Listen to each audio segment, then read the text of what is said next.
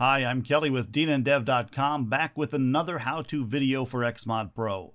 This one was prompted by a post in our forums. Actually, it's the same post as the one that prompted my video on creating JavaScript arrays. And if you saw that, it turns out that Pat didn't really need an array after all. Instead, he or she, my apologies to you, Pat, if I assume the wrong gender. As a guy with the name of Kelly, I know what it's like for people to think you're the opposite sex, and I've got a stack of Ms. magazines to prove it.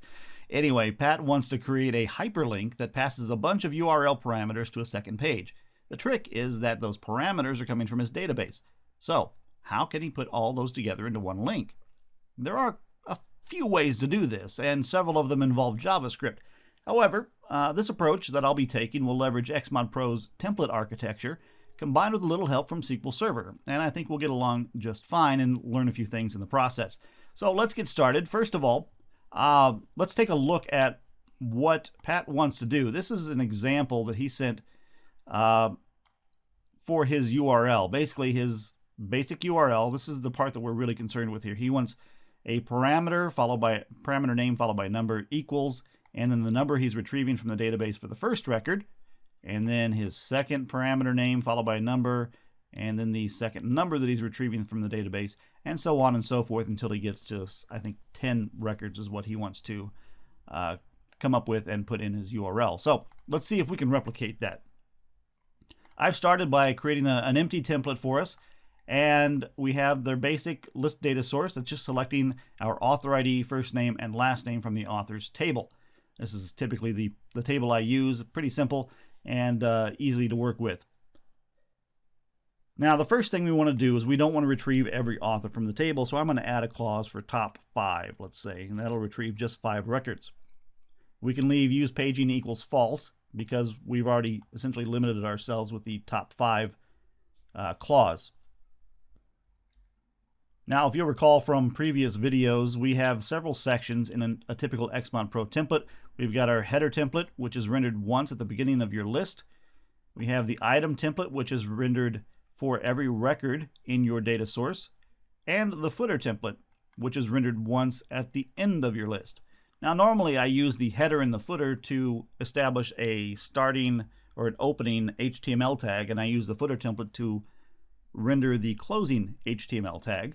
In this case, we're actually going to split a single HTML tag across all of these template areas, and we're going to add another template to this, something called the separator template. So it might seem a little confusing, but in the end, it all works out, and you get the proper HTML. So let's start out with the HTML that we need. That's going to be a hyperlink, so that's an A, and the href will be whatever you want. We'll just call this mysite.com, and we'll call the page page.aspx, and we're going to put in our question mark right there. Now, ordinarily, you would put in your URL parameters at this point, or close it off with a double quote, and the rest of your tag. But that's not what we're going to do here. We're going to leave that wide open. We're going to come down to the footer template and close out everything. So what we want to do, essentially the item template section here is going to be just the URL parameters that we're generating. So in the footer template, we want to type in our closing double quote. So we are closing out this double quote, we're closing it right here. And then when we want to close that opening tag, so we stick in a greater than sign right there. We can put in whatever text we want, like go to page, and close the tag, like so. Now, in the item template, that's where all of the URL parameters are built. For this, we're going to just develop a pattern, essentially. So like record, we need a number, so we'll use author ID. Now, that's not going to get us a sequential number. We'll talk about that in a bit. But it will give us a number that distinguishes each of these URL parameters. So we'll have record author ID equals, and we need some value, so we'll use first name. And now we need to delete all the extra white space. Otherwise, that's going to show up in our URL and we'll screw everything up. So I'm going to delete everything after that closing bracket. And we could go with this, but again, we want to make sure that we're forming our HTML tag correctly. And if you look up here, after our closing or our question mark, there's all this white space between the question mark and the closing header template. So we want to get rid of that too, because we don't want any white space, any new lines or anything like that rendered out to the page. And to be on the safe side, what I'm going to do is I want to delete all the white space between these tags too. So I want to delete it between the header template and the item template. And finally, I want to delete the white space between the item template and the footer template. Okay, and let's get rid of the white space here while we're at it. Okay, now I mentioned there was a second or another template tag that we were going to insert here. It's called the separator template, and this comes in hugely handy. I'm not even sure if that works grammatically, but a very handy feature. The separator template allows you to stick stuff in between each of your records without ending up with a trailing something or other at the end of your list. So in this case, we're going to use an ampersand and close this out.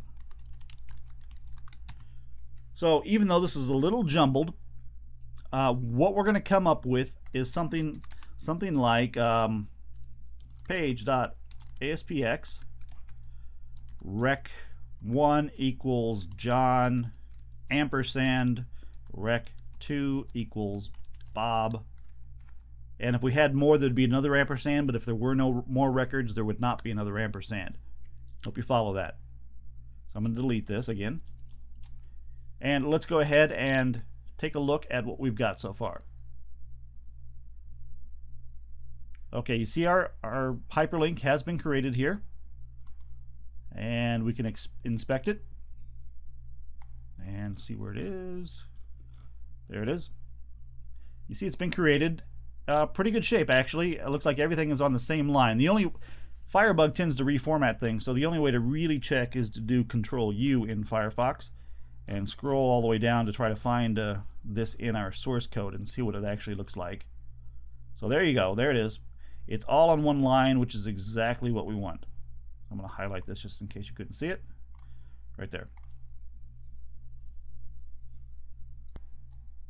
So that should take care of most of your situations, but if you look closely at what Pat is asking, he wants basically the first parameter always to be followed by the 1, and the second parameter always to be followed by 2, and the third parameter to be followed by 3, etc.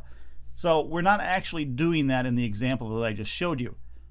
To get that to work, we're going to do a little SQL magic for that, and we're going to use what's called the rank function. Now this is only available in I think 2005 and later, SQL Server 2005 and later, but it comes in very handy for situations just like this. So we'll type in rank. This is actually a function, and the syntax for that is over order by whatever field you want, and in this case I'm just going to do order by author ID, and we can put our little brackets around it.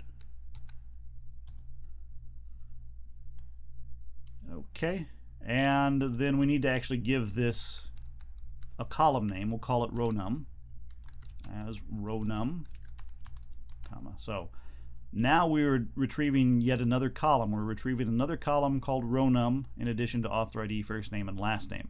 And that row num is a ranking of the records. And in this case, this is going to work out to be just 1, 2, 3, 4, 5, regardless of what the author ID is. The author IDs are going to be displayed in order, but if we have, author ID of 1 followed by 200 followed by 304, our rank would still be 1, 2, 3 rather than the actual author ID.